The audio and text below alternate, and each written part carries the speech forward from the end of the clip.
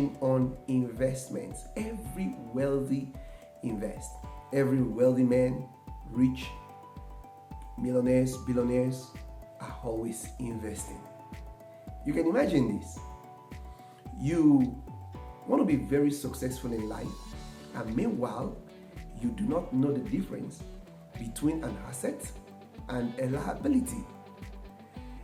Many poor people invest on liability. In other words, they do a lot of spending on things that doesn't bring any return to them, but rather investing on things that they will keep spending more money, whether to service, whether to repair, whether to fix. And by the way, I want to believe you understand very clearly the word assets and the word liability. Let me start with liability, because we're treating on investment, and every wealthy invests actually on assets. And let me explain. You can imagine you have a lot of monies you are servicing, whether you've got yourself some accounts in some shops, and you also have credit cards that you're buying with. I'm not against credit cards, but I can assure you of one thing. If you are not very smart and you're not very wise, using credit card to purchase goods or services that are basically liability will put you in bad debt at the end of the day. And that is not what you need as a wealthy, as a successful, as someone who actually wants to start, making millions, and who actually want to function as a millionaire or billionaire. You want to first of all do away with liabilities, things that will not add up to you. Liabilities are those things that are always looking for a way to take away from you. They aren't going to add up to your finances. They are not going to add up to your wealthiness, but rather you're servicing debts.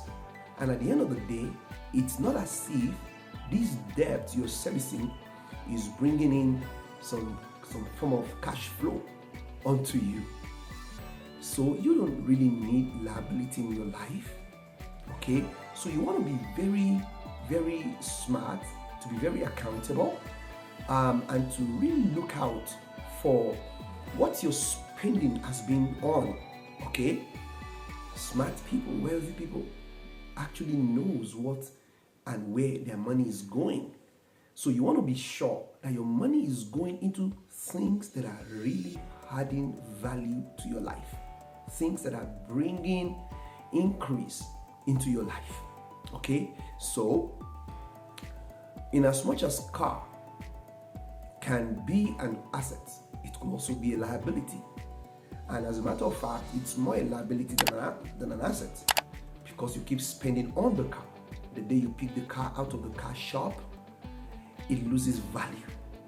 No matter how brand new it was by the time you pick it from that shop, the moment you took it out, it lost value already. So you cannot classify that as an asset, even though it could be very useful for you. Okay? So it can be a necessity, which is not bad. But the question is it saving you? Is it helping you to bring in some more values? You must consider that. Don't just get a car because some others have a car they're using. Get a car because it's a necessity. You need it to do the things you want to do. So, how about if you have to open an account in a shop where you buy clothes on credit? Everything you buy on credit. At the end of the day, by the time the SMSs are coming on your phone to remind you of what you have to pay, a lot of people out of that are having lots of depression, and I don't think that's what you need. Same with credit card. Okay, what have you used the credit card to buy?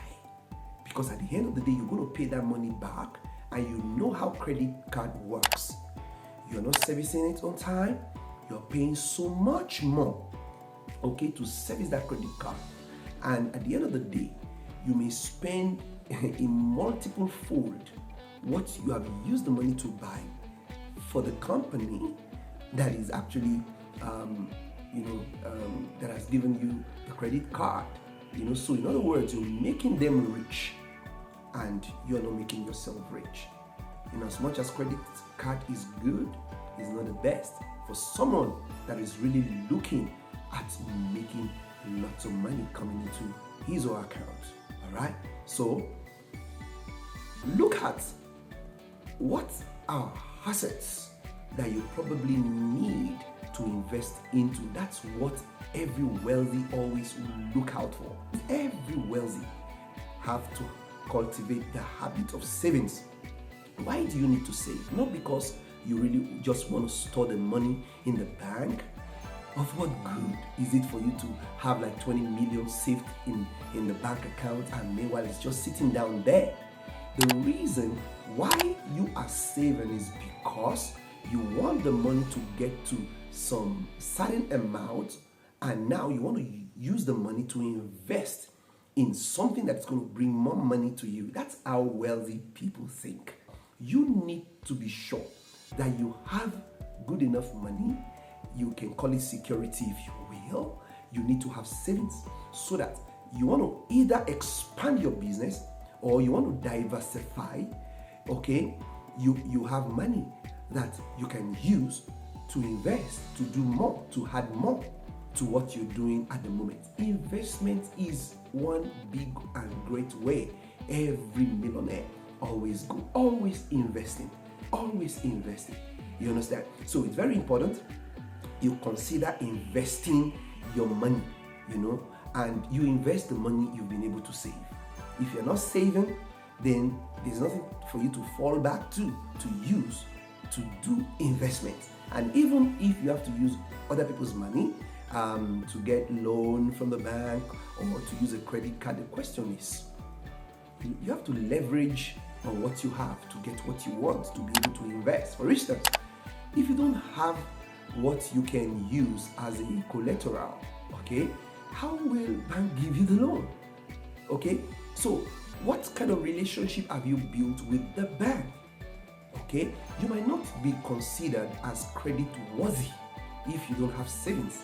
Okay, so, and if your account is not good, you're not credit worthy, so you can't get the loan you need to do whatever you want to do. And by the way, don't just go for loans to just go and buy something that you will use and it's not something that you want to invest. If it's an investment you want to use the money for, it also depends on the kind of investment you want to use the money for. So you don't just go to the bank to get money just for you to spend on whatever you want to spend the money on. You have to be smart. Remember, wealthy people are very smart when it comes to spending money. Money understands people. Understand this. You may find that statement as hard, but it is not hard at all. Okay? Money gravitates towards people that understand money. Money stays with some specific people, and money actually run away from some specific people. So it depends on how you treat money. That will depend on how money will either come to you or how money will run away from you. Money actually run away from those that doesn't know how to handle money, that doesn't know how to treat money, that doesn't know how to spend money, that doesn't know how to save and invest money. Money run away from such people. But money gravitates towards those that knows how to use money, how to spend money, how to invest money. Money comes to specific people, and I want to believe that you are one of those people that money always want to come to. It's very important that you understand that money has a force around it, and that force either repels it from you or attracts the money to you. But being an investor and a good investor, money will always come to you. Money will love you because money understands who gives him such, an attitude.